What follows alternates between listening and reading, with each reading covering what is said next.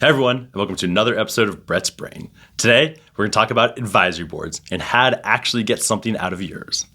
Hey, I'm Brett Roll, former entrepreneur, current venture capitalist. Thanks so much for checking out this channel. Our goal here is to help entrepreneurs succeed. So share this out with anybody you know that might need a little bit of help or have some questions. Like it, subscribe, do all those things. We really do love to see entrepreneurs flourish. And if you have questions, ask. We want to answer them, or we might want to make a video about it in the future. Every time I talk to entrepreneurs or I see pitch decks, sometimes you'll see a slide that just has a whole bunch of advisors that look like they're smart people on it. And entrepreneurs brag about, hey, I've got this advisor, that advisor, this advisor. The dirty truth about advisors and advisory boards is the vast majority of the time for entrepreneurs is they don't actually add much value. And in many cases, they actually might take more time away from the entrepreneur than value that they add to the company. It's this weird little thing where, you put an advisor on your slide deck or you say you're working with this person, but they don't actually really do anything. And that's not useful or good for anybody. In fact, like I said, it often can detract or take away from your company. But there's a few things that you can do that will actually allow you to put an advisory board together that is beneficial to your company. And when you start doing things like offering compensation, like equity to an advisor, which we've talked about in the past, you need to make sure you get value out of them.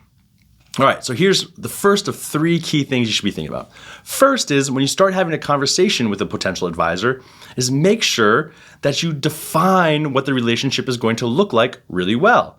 So don't say, hey, Miss XYZ, we'd love to have you in because you work for a big food company and we're a food tech startup. That just doesn't work. You have to say, hey, Miss XYZ, we'd love to have you as an advisor because we see that you've done sales for big food and you've sold into food service space for years and years and years. And we think you might have some valuable relationships. And we'd really like to work with you over the next 2 years to help us figure out our sales strategy and then also with some warm introductions. And what it's going to look like is this. It's going to look like monthly meetings and you making at least one warm intro every month. But the more well you can just define what that advisor startup relationship looks like, the better. Be great at setting expectations. And unfortunately, too many entrepreneurs are not great at setting that expectation with their advisors. Or they might be a little scared to ask for the type of help that they actually want. You might say, hey, I want you to be an advisor to my startup. In your brain, you're thinking, I want you to be an advisor because I want introductions.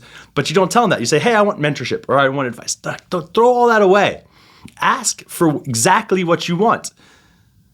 And then you can let that advisor or that person that you're going to bring into your world decide if they think they can actually do it or not. You'll have much better relationships and much better outcomes by just being upfront with exactly what you want. And you'll ensure that you don't waste your time, your equity, or your cash of your startup. So set expectations really well. Number 2 is then formalize that agreement. So don't just have an advisor come in and agree to do the things, actually formalize it. There's a standard advisory agreements out there that you can draw down, or go to your lawyer, your startup lawyer, and we've talked about how you need a great startup lawyer in the past.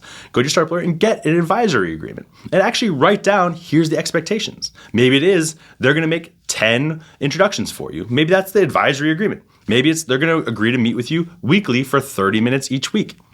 Maybe it's that they're going to come in and they're going to help you close your books at the end of the year. Whatever it is, formalize it and actually put it in writing and both of you sign it. This is also the point in time where if you're going to be giving equity in exchange for the advisory agreement, that you're going to declare and say this is how much equity you're going to get. And make the equity vesting based on whatever it is that they promised that they're going to do. So if their goal is if your agreement is that they're going to meet with you monthly, for the next 2 years, the equity should be vesting monthly over the next 2 years. Match the incentive or the payment to what you're getting out of it as a startup. But formalize the agreement. Make it a formal thing. Number 3, and this is probably the most important part, because you can do those first 2 things, but unfortunately what happens is entrepreneurs then, they formalize this agreement with an advisor, and then they get heads down because they're building. They forget to actually leverage their advisors that they thought were going to be so valuable to their company. Don't forget to leverage your advisors. Like you got the agreement set up. You were upfront about what you wanted. You think this person's great and that they can add a tremendous amount of value to your company. And then you just let them go. You stop interacting with them. And the truth is that you have to be a squeaky wheel as a founder. The advisor is not going to come to you and say, hey, by the way, you're not using my time, please use it, right? You as the founder need to go to the advisor and say, hey, let's set up our monthly recurring meeting. Let's go to this monthly recurring meeting. As the founder, prior to that meeting, you need to send out an agenda. Here's what I want to get out of this meeting. Here's what we're going to do. Here's 1, 2, and 3. And then if you have anything that you want to cover, we'll have time to make sure we have time to cover that as well. It's your job to post-formalization execute against whatever it is you agreed on and do it really intelligently. One of the best companies that I've ever seen do this and work with actually a lot of advisors set up formal quarterly advisor meetings where he sent out an update a week ahead of time, treated it a little bit like a board meeting about what he wanted to get out of all the advisors during that meeting, gave us an update of how things had gone prior to our last meeting, and then also did individual one-on-one meetings with all of the advisors on a monthly basis with the same thing. One advisor was used basically for fundraising and fundraising support. One was used for sales support. One was used for ops. And so we all had different roles within the organization that he felt he had some weaknesses or some holes in. And we all had specific objectives and goals that he was executing against with us. But he drove the entire process and formalized it. Would send out an agenda of what he wanted to get out of those meetings ahead of time, and then made sure he got them. He would then follow up with us if we offered to make an introduction with a forwardable email to make sure that introduction was made. It takes a lot of work from a founder to actually get value out of an advisor is probably what you're hearing. And that's true. So that's why you shouldn't just willy-nilly grab advisors and put them on your deck, because you're not going to get any value out of them if you don't formalize the process and then work to get work out of them, which sounds crazy. But every hour you put in, the advisor's portion, whatever it is, that introduction should save you at least 3 hours, 4 hours.